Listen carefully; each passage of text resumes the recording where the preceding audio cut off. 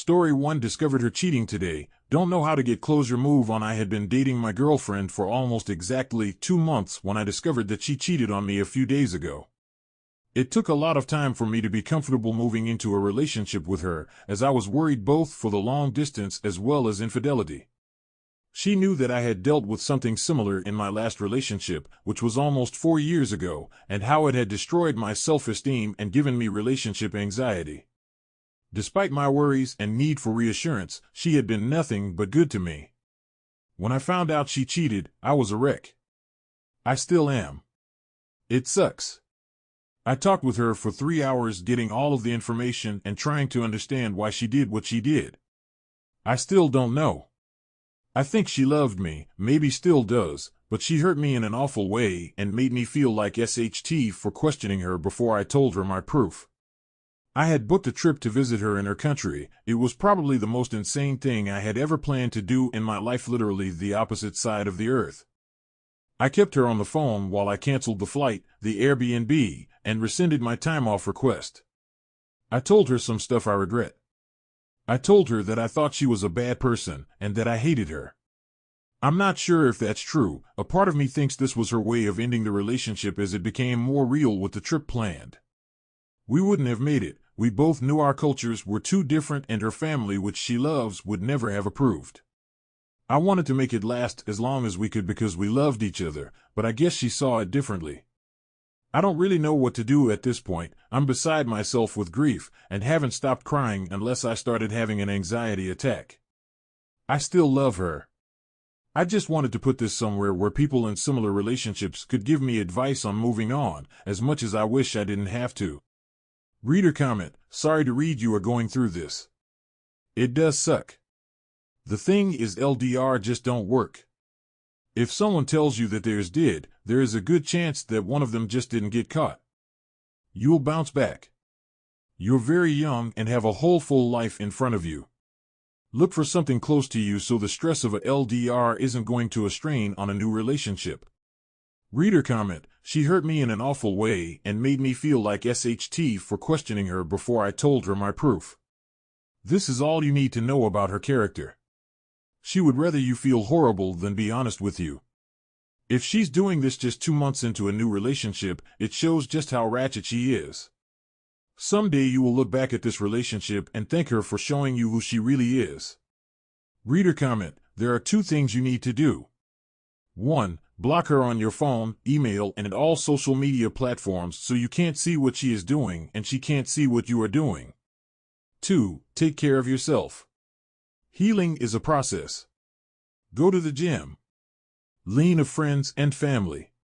Eat right and stay hydrated. Immerse yourself in school, work, hobbies.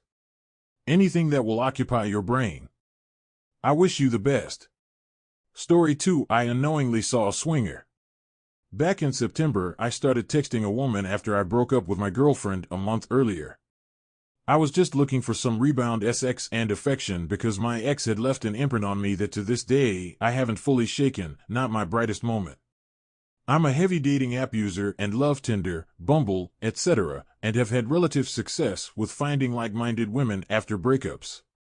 I was actually using Yik Yak one day in my college town and found a post from a 26F nurse working in a hospice who was looking for a younger guy to experiment with. If you don't know what Yik Yak is, it allows you to see comments posted anonymously within a 5-mile radius called your herd, but you can still DM the OP of a post if you want to chat with them privately.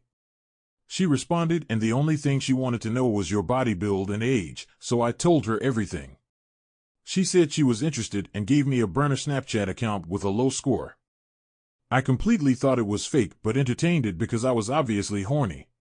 About 2 months goes by and we're sexting, talking every few days, and she had some odd texting habits. She'd leave me undelivered for 1 to 3 days occasionally, then text back with a plethora of videos and pictures saying she wanted to see me.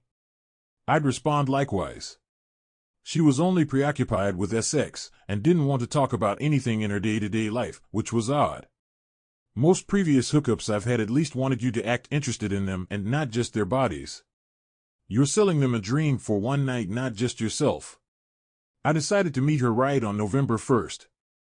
I'd bought a hotel room on the top floor of a nice local hotel because she didn't want to meet at her house and because she promised she'd reimburse me for the cost of the room once she arrived. 7 p.m. rolls around when I told her to arrive, and I hear a knock at the door. It's her, no question, so I guide her by the hand inside and we exchange pleasantries for only a few seconds before ripping each other's clothes off and getting down to business. Here's where the red flags come in that I can't get out of my head. About halfway through the deed, she tells me to record and to take a photo of her. Not to add to a collection. To tell her husband that she made it here safely. She was so preoccupied with meeting me that she skipped telling me she was married and went straight into having sex. I immediately started questioning if she was being honest. If she is married, is she really a swinger? Is her husband tracking her phone and about to start frantically knocking on my hotel room door? Does she have any STDs? What else has she lied to me about? I couldn't continue after she took those photos of her on me. I faked an orgasm a couple minutes later and started asking her a bunch of questions while we cuddled. Just this month, I learned from a friend who has slept with the husband and figured out their real identity that, not only is she a swinger, but that I knew her husband and he had given her the okay to sleep with me without my knowledge. I've been completely disgusted with myself for the past few months and I think about this awful experience every day. It affected my performance in the bedroom around girls I actually liked because now I feel as if there is no way to genuinely know if they like me or not. It changed the way I view marriage as a whole. Why even get married in the first place if you desire other people's intimacy and their bodies and have decided on never having children? Is it the ability to carry on a double life and be viewed as normal by the rest of society? It's obvious that there was no love there because she denigrated her own husband in bed after we were finished and said she hates not being able to break the rules they have in place. No kissing, no cuddling, no staying the night, and no orgasming inside her. The no kissing and cuddling rules were broken before I even knew there were rules to begin with. It utterly disgusts me how someone could go through with this and not even tell the person they were having sex with until you were in the act, as if they were wanting to involve me in their fetish without my consent. There's so much more that I haven't included in this story, but just know that it was the husband's idea to start introducing other people, and now they're getting a divorce according to mutual friends and their Facebook profile because the husband found a more beautiful younger woman to have sex with, which he was able to convince to get married after their divorce. Story 3. Quick question about blame shifting. Am I in the wrong? Was telling WW girlfriend about not feeling heard and wanting communication to be Morris versus the problem. She had a pregnancy removal 2 months prior to ONS.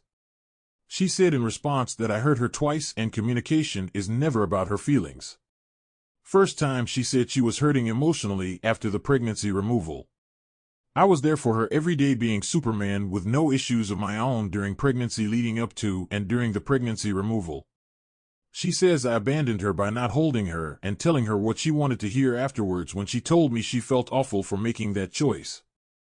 She says I stopped being there the same way after while she suffered. I recognized her feelings and told her I did not know at the time she felt this level and I didn't know how to be there for her and I feel awful about it and want to help her any way I can. Essentially, she has held this against me leading to ONS and being cold after D-Day. The other is a night recently. She hasn't been intimate with me since the pregnancy removal and D-Day. We were watching a show when I asked to cuddle and later kiss. She said yes to both. I kissed her 3 times that night.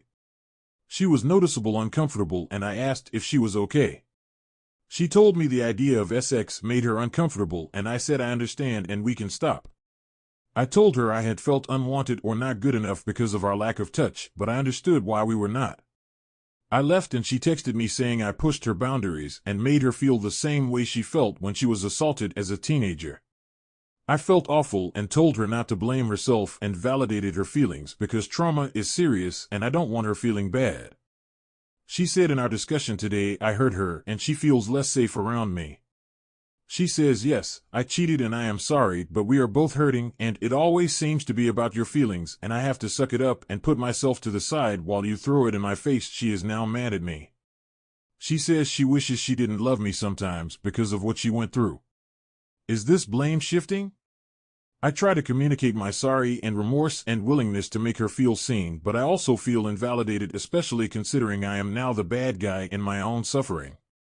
Please help. Reader comment, she is hurting. And hurting a lot.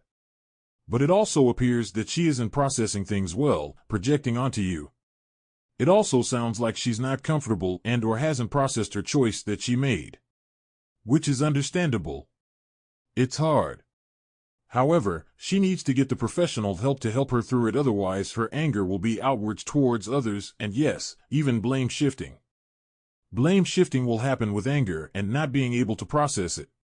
Even unintentional, as I know I have done that during breaking down and crying with situations prior to affairs. It wasn't intentional. I just had no idea of how to cope with what I was going through nor communicate it in a way that was healthy for anyone. I fully understand that she has gone through a lot, but so have you. And from what you say above, it feels like there is little space for you and your emotions feelings right now. Are you both in IC? Original poster, I am. She does not have the resources to, but I have offered to pay for IC, which she is not sure if she is comfortable accepting. I have complied a list of places accepting clients for her when she decides to take that step. My focus has been to heal her since it happened. She is in a deep depression since all the above, plus her family cutting her out and living paycheck to paycheck on top of it.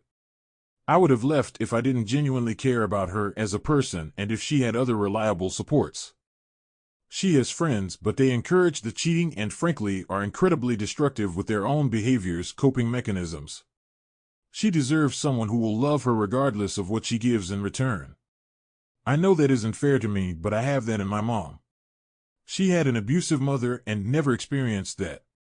I want her to have a fighting shot at happiness with or without me. Don't light yourself on fire to keep another person warm, but I don't know if I could live with myself when I see how trauma-linked her actions are compared to who she really is and leaving anyway. Reader comment, she has trauma that isn't dealt with from a pregnancy removal, which is traumatic. I'm not excusing her cheating. She is likely projecting intimacy of any kind with you to that trauma. She ended up pregnant once and is afraid it will happen again, and her way of protecting herself is to close off herself. I'm not sure I would categorize this as blame shifting as much as trauma she desperately needs help with. Then once that's dealt with, you can deal with the ONS. Original poster, this is how I am trying to approach it. Getting her into therapy and working on trauma. It is hard to put my feelings aside until then, but she deserves it even if she has not been a partner the last